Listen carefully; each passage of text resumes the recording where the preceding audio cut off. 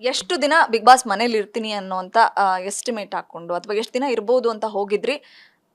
7 ವಾರಕ್ಕೆ ಅಥವಾ 55 ದಿನಕ್ಕೆ ಹೊರಗಡೆ ಬಂದಿರೋದಕ್ಕೆ ರಿಗ್ರೆಟ್ಸ್ ಇದೆಯಾ? ಅಥವಾ ಎಲ್ಲಿ ಎಡವಿದ್ರಿ ಅಂತ ತಮಗನ್ಸುತ್ತೆ ಅಂತ? ಡೆಫಿನೆಟ್ಲಿ ವಿನ್ ಆಗಬೇಕು ಅನ್ನೋ ಒಂದು ಮೈಂಡ್ಸೆಟ್ಟಲ್ಲೇ ಹೋಗ್ತೀವಿ. ಬಟ್ ಒಳಗಡೆ ಹೋದ್ಮೇಲೆ ಅಟ್ಲೀಸ್ಟ್ ಟಾಪ್ 5ಗಾದರೂ ಬರಬೇಕು ಅದಕ್ಕೆ ನಾನು ಎಫರ್ಟ್ಸ್ ಹಾಕಬೇಕು ಅಂತ ನನ್ನ ಎಫರ್ಟ್ ನಾನು ಹಾಕಿದ್ದೀನಿ. ನಾನು ಎಲ್ಲೂ ನನ್ನ ಕೈಲಿ ಆಗಲ್ಲ ಅಂತ ನಾನು ಯಾವತ್ತೂ ಅಂದ್ಕೊಂಡಿಲ್ಲ. ನನ್ನ ಕೈಲಿ ಏನು ಸಾಧ್ಯ, ಏನು ಪ್ರೂವ್ ಮಾಡ್ಕೊಳ್ಳೋಕೆ ಏನೆಲ್ಲ ಮಾಡಬೇಕು ಆ ಎಲ್ಲ ಎಫರ್ಟ್ಸ್ಗಳನ್ನೂ ನಾನು ಹಾಕಿದ್ದೀನಿ. ಎಲ್ಲಿ ಮಿಸ್ ಆಯಿತು ಅನ್ನೋದು ನಾನು ಕಂಡುಕೊಂಡಿದ್ದು ನಾಮಿನೇಷನ್ಸಿಗೆ ಎಲ್ಲರೂ ಕೊಡ್ತಾ ಇದ್ದಂಥ ರೀಸನ್ಸ್ಗಳಲ್ಲಿ ಬಹುಶಃ ಇನ್ನೊಂದಷ್ಟು ಎಫರ್ಟ್ ಹಾಕಬೇಕಿತ್ತ. ಅವ್ರು ಹೇಳ್ತಾ ಇದ್ರು ಇನ್ವಾಲ್ವ್ಮೆಂಟ್ ಇಲ್ಲ ಅಂದರೆ ಬಹುಶಃ ಇನ್ನೊಂದು ಸ್ವಲ್ಪ ಇನ್ವಾಲ್ವ್ ಆಗಬೇಕಾಗಿತ್ತು. ಎಂಟರ್ಟೈನ್ಮೆಂಟ್ ಫ್ಯಾಕ್ಟರ್ ನನ್ನ ಪ್ರಕಾರ 24 ಅವರ್ಸು ನಾನೇನು ಸೈಲೆಂಟಾಗಿ ಕೂತ್ಕೊಂಡಿರಲ್ಲ, ಏನಾದರೂ ಒಂದು ಮಾಡ್ತಿರ್ತೀನಿ. ಐ ಡೋಂಟ್ ನೋ ಅದು ಎಷ್ಟು ಮಟ್ಟಿಗೆ. ಈಗ ನನ್ನ ಪ್ರಕಾರ ನಾನು ಎಲ್ಲಿರ್ತೀನಿ ಅಲ್ಲಿ ನನ್ನ ಕೈಲಿ ಏನು ಸಾಧ್ಯ ಅದನ್ನು ನಾನು ಮಾಡಿದ್ದೀನಿ. ಅದು ಜನಕ್ಕೆ ಹೆಂಗೆ ಇಷ್ಟ ಆಗಿದೆ ಇಲ್ಲ ಅನ್ನೋದು ನಾನು ಇನ್ನೂ ಎಪಿಸೋಡ್ಸ್ನ ನೋಡಿಲ್ಲ, ನನಗೆ ಗೊತ್ತಿಲ್ಲ ಎಲ್ಲಿ ಯಾವ್ದು ಕಡಿಮೆ ಆಯಿತು ಅಂತ. ನನ್ನ ಮೇಲೆ ನನಗೆ ಕಾನ್ಫಿಡೆನ್ಸ್ ಇತ್ತು ನಾನು ಟಾಪ್ 5ವರೆಗೂ ಹೋಗ್ತೀನಿ ಅಂತ. ಐ ಡೋಂಟ್ ನೋ ಎಲ್ಲಿ ಮಿಸ್ ಆಯಿತು ಅನ್ನೋದು. ನೀವು ಹೊರಗಡೆ ಬರುವಾಗ ಅಂದರೆ ಒಳಗಡೆ ಇದ್ದಾಗ ಎಲ್ಲರಿಗೂ ಅಷ್ಟು ಹತ್ರ ಇದ್ದಾಗ ಯಾರ ವ್ಯಾಲ್ಯೂನು ಗೊತ್ತಾಗಲ್ಲ, ಕಳ್ಕೊಂಡಾಗಲೇ ಅಂತ ಅನಿಸುತ್ತೆ. ನೀವು ಹೊರಗಡೆ ಬರಬೇಕಾದ್ರೆ ಸಾಕಷ್ಟು ಜನ ಹತ್ರು, ಧರ್ಮ ಸರ್ ಇರಲಿ, ಜೊತೆಗೆ ಚೈತ್ರ ಅಕ್ಕ ಇರಲಿ, ಮಿಸ್ ಮಾಡ್ಕೊಳ್ತಾ ಇದ್ರು ನಿಮಗೆ. ಸೊ ಏನು ಹೇಳ್ತೀರಾ ಅವರ ಕನೆಕ್ಷನ್ ಬಗ್ಗೆ, ಒಂದು ಬಾಂಡಿಂಗ್ ಬಗ್ಗೆ? ಫಸ್ಟ್ ಚೈತ್ರ ಬಗ್ಗೆ ಮಾತಾಡೋದು. ಚೈತ್ರ ಎಲ್ಲರೂ ಮನೆಯಲ್ಲಿ ಎಲ್ಲರ ಮೇಲೂ ವಾದ ಮಾಡ್ತಿದ್ಲು, ಎಲ್ಲರ ಮೇಲೂ ಜಗಳ ಮಾಡ್ತಾಯಿದ್ಲು. ಅನುಷಾ ಅಂತ ಬಂದಾಗ ಯಾವತ್ತೂ ಜಗಳ ಆಡಿಲ್ಲ. ನಾನು ಜಗಳ ಆಡಿದ್ರು ಅವಳೇನು ಜಗಳ ಆಡ್ತಾ ಇರಲಿಲ್ಲ. ಏನೋ ಒಂದು ನಿರ್ಧಾರ ತೊಗೊಂಡ್ಬಿಡೋದು, ಆಮೇಲೆ ಮತ್ತೆ ಬಂದ್ಬಿಟ್ಟು ನಾನು ಮಾಡಿ ಸರಿನಾ ಅಂತ ಕೇಳೋದು. ಆ ಒಂದು ನಂಬಿಕೆ ನನ್ನ ಮೇಲೆ ಇಟ್ಕೊಂಡಿದ್ಲು, ಆ ಒಂದು ಪ್ರೀತಿ ಕಾಳಜಿ ನನ್ನ ಮೇಲಿತ್ತು. ಎಲ್ಲರೂ ಒಂದಾದರೆ ನಾನು ಒಂಚೂರು ಸ್ಪೆಷಲ್ ಇದ್ದೆ ಚೈತ್ರಂಗೆ ಅಂತ ನಾನು ಅರ್ಥ ಮಾಡ್ಕೊಂಡಿರೋ ಪ್ರಕಾರ. ಲಾಸ್ಟ್ ಬರೋ ದಿನವೂ ಕೂಡ ನೀನೇನಾದರೂ ಹೋದರೆ ನನಗೆ ತುಂಬ ಫೀಲ್ ಆಗುತ್ತೆ ಅಂತಲೂ ಅಳ್ತಾ ಇದ್ಲು. ಆಮೇಲೆ ನಾನು ಆಚೆ ಬಂದಮೇಲೂ ಬಿಕ್ಕಿ ಅಳ್ತಾ ಇದ್ದನ್ನು ನೋಡಿದಾಗ ನನಗೆ ಸಿಕ್ಕಾಪಟ್ಟೆ ಅಳು ಬಂತು. ಆ ಒಂದು ಪ್ರೀತಿ ಇಟ್ಕೊಂಡಿದ್ದೆ, ಯಾಕೆಂದರೆ ಹೊಸ ಪರಿಚಯ. ಆ ಮನೆಯಲ್ಲಿ 50 ದಿನ ಏನು ನೋಡಿದೆ, 50 ದಿನದ ಅಷ್ಟೇ ಪರಿಚಯ ನನಗೆ ಗೊತ್ತಿರೋದು. ನಾನು ಹೊರಗಡೆ ಚೈತ್ರ ಯಾರು, ಚೈತ್ರ ಏನೂ ಗೊತ್ತಿಲ್ಲ ನನಗೆ. ಅವಳು ಏನು ನನಗೆ ತೋರಿಸಿದಾಳೆ ಅವಳು ವ್ಯಕ್ತಿತ್ವನ, ಅದನ್ನಷ್ಟೇ ನಾನು ಅರ್ಥ ಮಾಡ್ಕೊಂಡಿದ್ದು. ನನ್ನ ಮೇಲೆ ಯಾವ ಪ್ರೀತಿ ಕಾಳಜಿ ತೋರಿಸಿದ್ಲು ಅದನ್ನು ನಾನು ಅಷ್ಟೇ ಅವಳಿಗೆ ವಾಪಸ್ ಕೊಟ್ಟಿದ್ದೀನಿ. ಅದೊಂದು ಬ್ಯೂಟಿಫುಲ್ ಬಾಂಡಿಂಗ್. ಸುರೇಶ್ ಅಣ್ಣನ್ ಆರಂಭದಲ್ಲಿ ಸುರೇಶ್ ಅಣ್ಣ ಅವ್ರಿಗೂ ನಿಮಗೂ ಅಷ್ಟೇನು ಇರಲಿಲ್ಲ, ಸಣ್ಣ ಪುಟ್ಟ ಕಿರಿಕ್ ಆಗ್ತಾಯಿತ್ತು. ಬಟ್ ಅವ್ರು ಬದಲಾಗೋದಕ್ಕೆ ನೀವು ಕಾರಣ ಅಂತ ಹೇಳ್ಬಿಟ್ಟು ಕೊನೆ ಮೂಮೆಂಟಲ್ಲಿ ಹೇಳಿದ್ರು ಒಂದು 2 ದಿನದ ಹಿಂದೆ. ಸೊ ಆ ಮಾತು ಜೊತೆಗೆ ನೀವು ತುಂಬ ಎಮೋಷನಲ್ ಆದ್ರಿ. ಯಾಕೆ ಆ ಕಣ್ಣೀರು ಅನ್ನುವಂಥದ್ದು ಆ ಕ್ಷಣ? ಅಂದರೆ ಸುರೇಶ್ ಅಣ್ಣಂಗೂ ನನಗೂ ಮೊದಲನೇದಾಗಿಂದನೂ ಆಗಿ ಬರ್ತಾ ಇರಲಿಲ್ಲ. ಬಟ್ ಆದರೂ ಎಲ್ಲೋ ಒಂದು ಕಡೆ ಅವ್ರ ಮನಸ್ಸಲ್ಲಿ ಒಂದು ಕಾಳಜಿ ಇತ್ತು. ಯಾಕಂದರೆ ಕೆಲವೊಂದು ಸಿಚುಯೇಷನ್ಸ್ಗಳಲ್ಲಿ ಅನು ನನ್ನ ಮೇಲೆ ಕೋಪ ಮಾಡ್ಕೊಂಡ್ಳು, ಅನು ನನ್ನನ್ನು ಮಾತಾಡಿಸ್ತಾ ಇಲ್ಲ, ಅನು ವಿಕ್ಕಿಯವ್ರ ಜೊತೆ ಕ್ಲೋಸ್ ಇದ್ದಾಳೆ, ನನ್ನನ್ನು ಮಾತಾಡ್ಸಲ್ಲ, ಈ ಥರ ಎಲ್ಲ ಅವರೇ ಬೇರೆಯವ್ರ ಹತ್ರ ಹೇಳ್ಕೊಂಡಿದ್ದುಂಟು. ಅದರಲ್ಲೆಲ್ಲ ನಾನು ಒಂದು ಕಾಳಜಿನೂ ನೋಡಿದ್ದೆ. ಅದ್ರ ಜೊತೆಗೆ ನನ್ನ ಪಾರ್ಟ್ನರ್ ಆದಾಗ ಅವರು ನಾನು ಅರ್ಥ ಮಾಡ್ಕೊಂಡೆ. ಮೇ ಬಿ ನಮ್ಮ ಜೊತೆ ಇದ್ದಾಗ ಆ ಸಿಚುಯೇಷನ್ಸು ಹಾಗೆ ಇತ್ತು. ನನ್ನನ್ನು ಅವ್ರು ಅರ್ಥ ಮಾಡ್ಕೊಂಡ್ರು, ಅವ್ರನ್ನ ನಾನು ಅರ್ಥ ಮಾಡ್ಕೊಂಡೆ. It was good.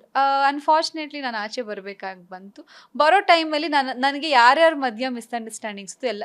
ಬಹುಶಃ ಸುರೇಶ್ ಅಣ್ಣ ಒಬ್ರ ಜೊತೆ ನಾನು ಜಾಸ್ತಿ ಜಗಳ ಆಡ್ತಾ ಇದ್ದಿದ್ದು, ಅದನ್ನು ಕ್ಲಿಯರ್ ಮಾಡ್ಕೊಂಡು ಬಂದೆ ಅನ್ಸುತ್ತೆ. ಬಹುಶಃ ಬಿಗ್ ಬಾಸ್ ಮನೆಯಲ್ಲಿ ನನ್ನನ್ನು ದ್ವೇಷ ಮಾಡೋಂಥವ್ರು ಯಾರೂ ಇಲ್ಲ ಅಂತ ಅನ್ಕೋತೀನಿ. ನಾನು ಯಾರನ್ನೂ ದ್ವೇಷ ಮಾಡಲ್ಲ, ಯಾರ ಮೇಲೂ ಆ ಥರ ಒಂದು ಗಡ್ಜ್ ನನಗೆ ಯಾರ ಮೇಲೂ ಇಲ್ಲ. ಎಲ್ರಿಗೂ ಒಳ್ಳೇದಾಗಲಿ ಅಂತಲೇ ಬಯಸ್ತೀನಿ. ಬಿಕಾಸ್ ಅಂತ ಅವರು ನನಗೇನು ಹರ್ಟ್ ಮಾಡಿಲ್ಲ, ನಾನು ಅವ್ರಿಗೇನು ಹರ್ಟ್ ಮಾಡಿಲ್ಲ. ಒಂದು ಬಾಲಿವುಡ್ ರಿಯಾಲಿಟಿ ಶೋನಲ್ಲಿ ಅಂದರೆ ಬಿಗ್ ಬಾಸ್ ಶೋನಲ್ಲೇ ಪಾರ್ಟ್ನರ್ ಅಂದರೆ ಅವ್ರ ಫ್ರೆಂಡ್ಸೋ ಲವರ್ಸೋ ಗೊತ್ತಿಲ್ಲ, ಸೋಷಿಯಲ್ ಮೀಡಿಯಾದಲ್ಲಿ ಎವಿ ಟ್ರೆಂಡಿಂಗಲ್ಲಿದೆ ಇವತ್ತಿಗೂ ಕೂಡ. ಅಂದರೆ ಅವ್ರ ಪಾರ್ಟ್ನರ್ ಹೊರಗಡೆ ಬರ್ತಾರೆ ಬಿಗ್ ಬಾಸ್ ಮನೆಯಿಂದ. ಸೊ ಅವರು ಅಳುನೇ ತಡ್ಕೊಳಕ್ಕಾಗಲ್ಲ, ಫುಲ್ ಅಳ್ತಾ ಇರ್ತಾರೆ ಅವಳು ಹೊರಗಡೆ ಬಂದಿದ್ದಕ್ಕೆ. ಸೊ ಸೇಮ್ ಸಿಚುಯೇಷನ್ಸ್ ನಮ್ಮ ಕನ್ನಡ ಬಿಗ್ ಬಾಸಲ್ಲಿ ನೀವು ಹೊರಗಡೆ ಬಂದಿದ್ದಕ್ಕೆ ಧರ್ಮ ಸರ್ ಅಳ್ತಾ ಇದ್ರು. ಸೊ ಧರ್ಮ ಅವ್ರ ಬಗ್ಗೆ ಏನು ಹೇಳ್ತಾರೆ Anusha? Dharma is pure soul, good heart person ಅಂತಲೇ ಹೇಳ್ಬೋದು. ತುಂಬ ಒಳ್ಳೆ ಹೃದಯ ಇರುವಂಥ ಒಂದು ವ್ಯಕ್ತಿತ್ವ ಅವ್ರಿಗೂ. ಅವ್ರನ್ನ ನೋಡಿದ್ರೆ ರೆಸ್ಪೆಕ್ಟ್ ಮಾಡ್ಬೇಕನ್ಸುತ್ತೆ.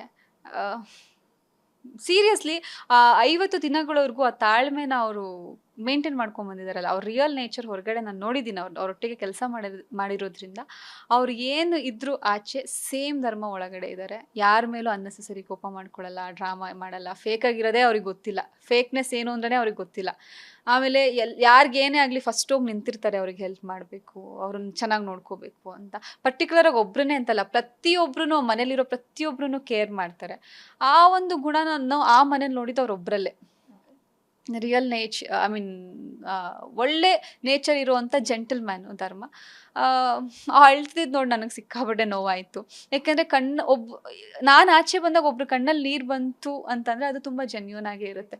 ಯಾಕಂದರೆ ಎಷ್ಟೊಂದು ಜನದ ಕಣ್ಣಲ್ಲಿ ನೀರು ಬರಲಿಲ್ಲ, ಅಂದರೆ ಫೀಲ್ ಮಾಡಿಕೊಂಡ್ರು, ಹೋಗ್ಬಾರ್ದಿತ್ತು ಅಂಡ್ ಏನು ಪ್ರೆಡಿಕ್ಟ್ ಮಾಡೋಕ್ಕಾಗಲ್ಲ, ಈ ಥರ ಮಾತುಗಳು ಬಂತು. ಬಟ್ ನಾನು ಧರ್ಮನ್ ಕಣ್ಣಲ್ಲಿ ನೀರು ನೋಡಿದಾಗ ಆ ಜೆನ್ಯೂನಿಟಿ, ನನ್ನ ಮೇಲೆ ಇಟ್ಟಂಥ ಒಂದು ಕಾಳಜಿ, ಪ್ರೀತಿ ನನಗೆ ಆ ಕಣ್ಣಲ್ಲಿ ಕಾಣಿಸ್ತು.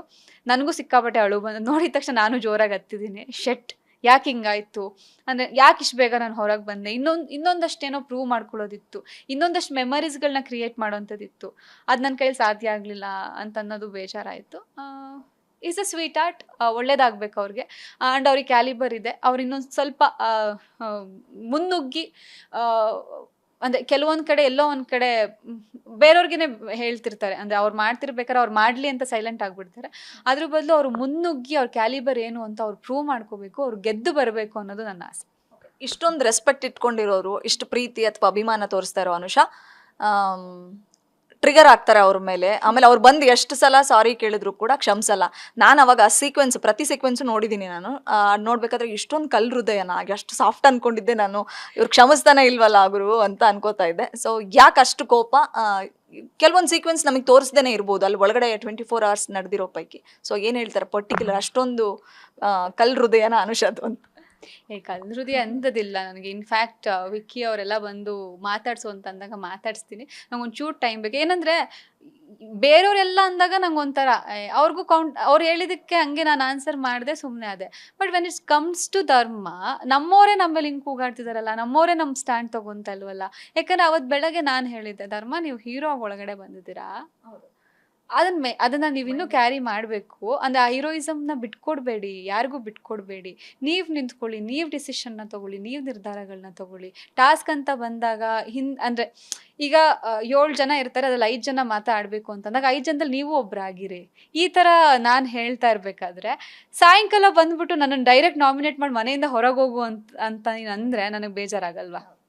ಸೊ ಅದೊಂದು ಎಲ್ಲೋ ಒಂದು ಕಡೆ ಒಂಚೂರು ಬೇಜಾರಾಯಿತು. ಅದು ಓಕೆ ಅಂತ ಕೋಪ ಮಾಡ್ಕೊಂಡು ಓಡಾಡ್ತದೇನಲ್ಲ, ನನಗೇನಾಯಿತು ಅಂದರೆ ಡೈರೆಕ್ಟ್ ನಾಮಿನೇಷನ್ ಅಲ್ವಾ, ಅದೊಂಚೂರು ಇರುತ್ತಲ್ಲ ಮನ್ಸಲ್ಲಿ ಫೀಲಿಂಗು. ಎಲ್ಲರೂ ಒಂಥರ ಆದರೆ ನೀವು ಅದೇ ರೀತಿ ಟ್ರೀಟ್ ಮಾಡಿದ್ರಲ್ಲ, ಅಂದರೆ ನೀವು ನನಗೆ ಈ ಮನೇಲಿ ಇರೋಕ್ಕೆ ಅರ್ಹತೆ ಇಲ್ಲ ಅಂತ ಡಿಸೈಡ್ ಮಾಡ್ತಿದ್ದೀರಲ್ವಾ ಅಂತ ಬೇಜಾರಾಗಿ ಸೈಲೆಂಟ್ ಆದೆ. ಅದರಿಂದ ಒಂಚೂರು ಹೊರಗೆ ಬರೋಕ್ಕೆ ನಂಗೆ ಒಂಚೂರು ಟೈಮ್ ಬೇಕಾಯಿತು. ಆ ಟೈಮ್ ತೊಗೊಂಡು ಆ ಕೆಸ್ಟಿನ್ ಟಾಸ್ಕ್ ಎಲ್ಲ ಆಡ್ಬಂದಾಗ ಇನ್ಫ್ಯಾಕ್ಟ್ ನಾನೇ ಕೈ ತೊಳೆದಿದ್ದೀನಿ ಅವ್ರಿಗೆ.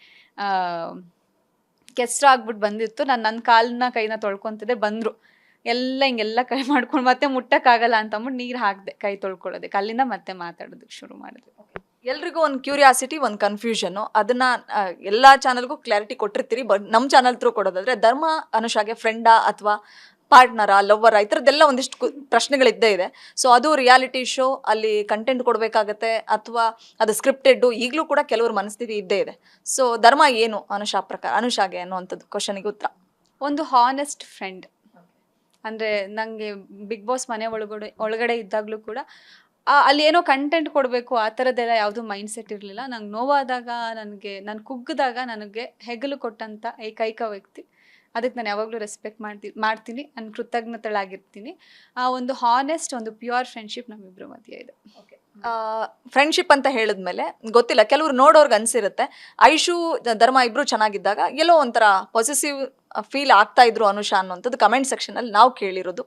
ಸೊ ಅದಕ್ಕೆ ಕ್ಲಾರಿಟಿ ಕೊಡೋದಾದ್ರೆ ಯಾವುದೇ ಪಾಸಿಟಿವ್ ಫೀಲ್ ನನಗೆ ಇರಲಿಲ್ಲ. ಅದು ಯಾಕಾಗ ಅನ್ನಿಸ್ತಿತ್ತು ಅಂತ ಗೊತ್ತಿಲ್ಲ. ಒಳಗಡೆನೂ ಹಂಗೆ ಕೇಳ್ತಿದ್ರು, ನನಗೆ ಯಾವ ಪಾಸಿಟಿವ್ನೆಸ್ಸು ಅನಿಸ್ತಿಲ್ಲ.